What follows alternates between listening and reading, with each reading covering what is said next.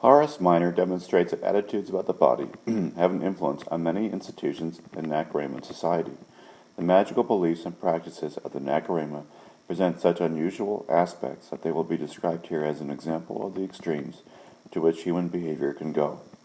The ritual of the Nacirema was first brought to the attention of anthropologists in 1936, but the culture of this people is still very poorly understood.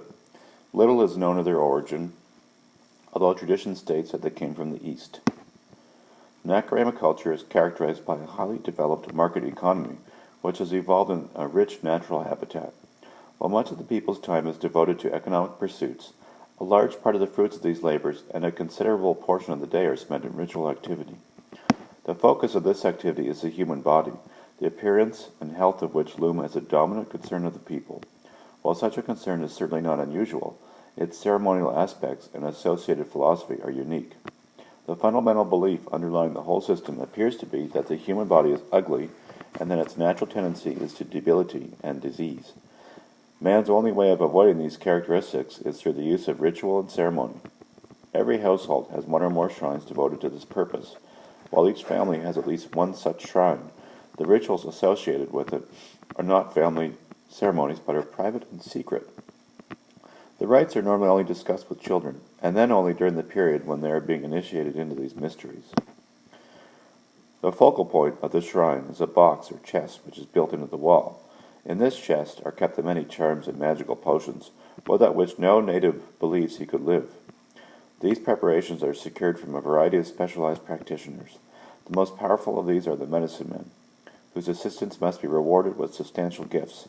However, the medicine men do not provide the curative potions for their clients, but decide what the ingredients should be, and then write them down in an ancient and secret language.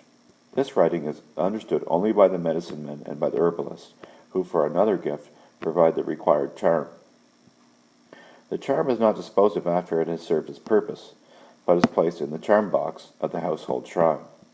As these magical materials are specific for humans for certain ills, and the maladies of the people are many, the charm box is usually full to overflowing.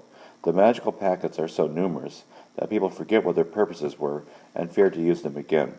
We can only assume that the idea in retaining all the old magical materials is that their presence in the charm box will in some way protect the worshipper. Beneath the charm box is a small font. Each day, every member of the family enters the shrine room, bows his head before the charm box, mingles different sorts of holy water in the font, and proceeds with a brief rite of cleansing. The holy waters are secured from the water temple of the community, where the priests conduct elaborate ceremonies to make the liquid ritually pure. In the hierarchy of magical practitioners, and below the medicine men in prestige, are those specialists whose designation is best translated as holy mouth men. The Nacirema have an almost pathological horror and fascination with the mouth, the condition of which is believed to have a supernatural influence on all social relationships. Were it not for the rituals of the mouth, they believe that their teeth would fall out, their gums bleed, their jaws shrink, their friends desert them, and their lovers reject them. The daily body ritual performed by everyone includes a mouth rite. This rite involves a practice which strikes the stranger as revolting.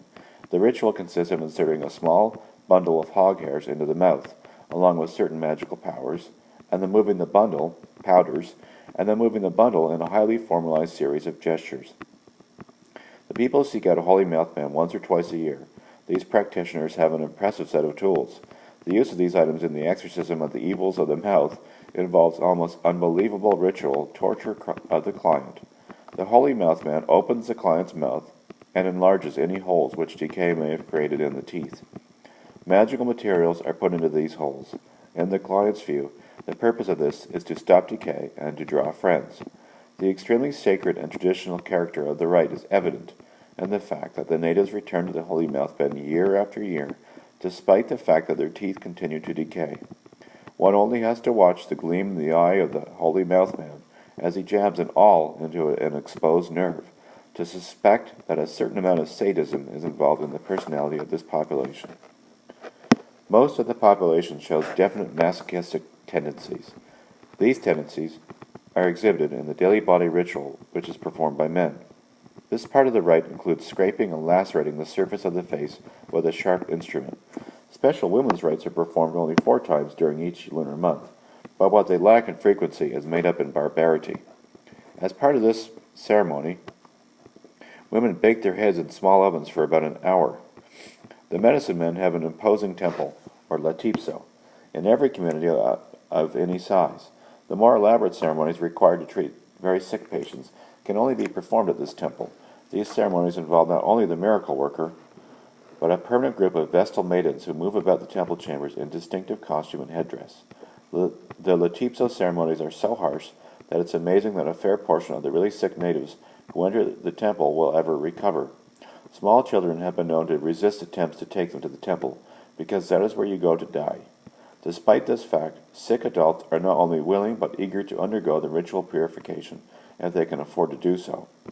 No matter how ill the supplicant or how grave the emergency, the guardians in many temples will not admit a client if he cannot give a rich gift to the custodian.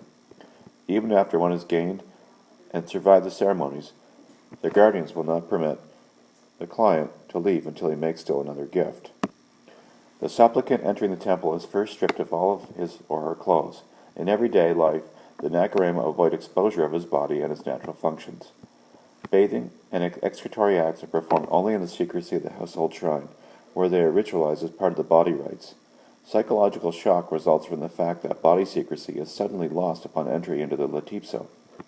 Few supplicants in the temple are well enough to do anything but lie on their hard beds. The daily ceremonies involve discomfort and torture. With ritual precision, the Vestals awaken their miserable charges each dawn and roll them about on their beds of pain while performing cleansing rites in the formal movements of which the maidens are highly trained. At other times, they insert magic wands in the supplicant's mouth, or force him to eat substances which are supposed to be healing. From time to time, the medicine men come to their clients and jab magically treated needles into their flesh. The fact that these temple ceremonies may not cure and may even kill the client in no way decreases the people's faith in the medicine men. A review of the ritual life of the Nacirema has certainly shown them to be a magic-ridden people. It is hard to understand how they have managed to coexist so long under the burdens of which they have imposed upon themselves.